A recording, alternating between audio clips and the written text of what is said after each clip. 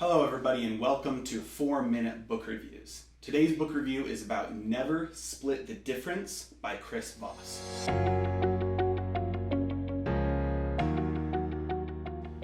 Voss is the former lead negotiator for international hostage negotiations for the FBI.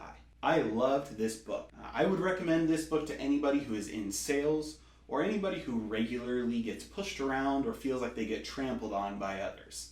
This book presents a lot of very effective tools and strategies for influencing people. The overall story that this book is telling is that there are more effective methods to use for sales or negotiations than the standard barter, splitting the difference, or just walking away with nothing, or even just giving in to the other person completely. My favorite part is that the methods covered in this book were developed on the ground in hostage negotiations. These were not developed in a classroom. There are a few key takeaways that I really enjoyed from this book.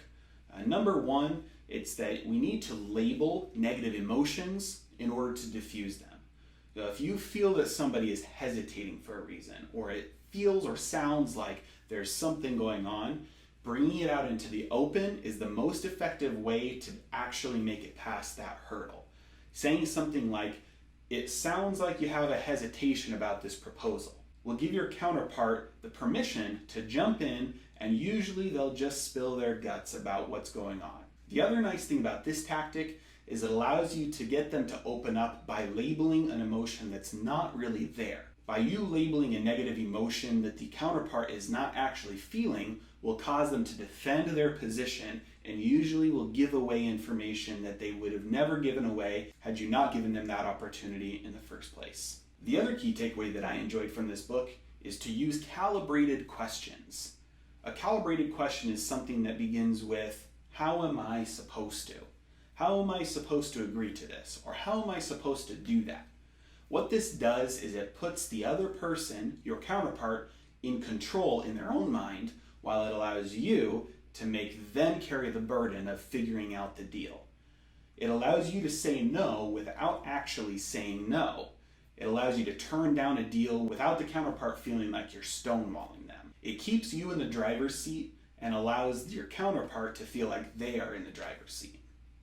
It's one of the most effective tools to being able to negotiate your position. The last nugget and takeaway that I enjoyed from this book is to start with no. Now, we've all heard that you're supposed to start with yes, especially in sales. And I'm sure every single one of us has had a phone call from a salesman where they start off with asking you something that you just can't say anything but yes, such as, do you like to be able to breathe clean air? Nobody can say no to that. You have to say yes. The thinking behind that strategy is that the more you say yes, the more likely you are to continue to say yes, and you'll likely end up saying yes to their pitch. However, most of the time when you feel coerced into saying yes, those yeses are only in order to get the other person off the phone or to end the conversation. If we start with allowing our counterpart to say no, that is where the negotiation actually begins. When they say no, they feel in control. And I can tell you from personal experience using this strategy on thousands of sales calls, if I get the other person to start off the conversation with no, we have a much better conversation that more likely leads to a sale than when I get them to say yes. A useful way to actually employ this strategy is when you start a call, you can say, did I catch you at a bad time? If it's a good time, they'll have to say no, because it's not a bad time. This works much better than saying, did I catch you at an okay time? Because when they say yes, automatically their brain goes into defensive mode and they feel like you're coercing them into saying yes. When you allow them to say no, it puts them in the driver's seat, they've set their boundaries, and now they're open to having a conversation with you. I loved this book.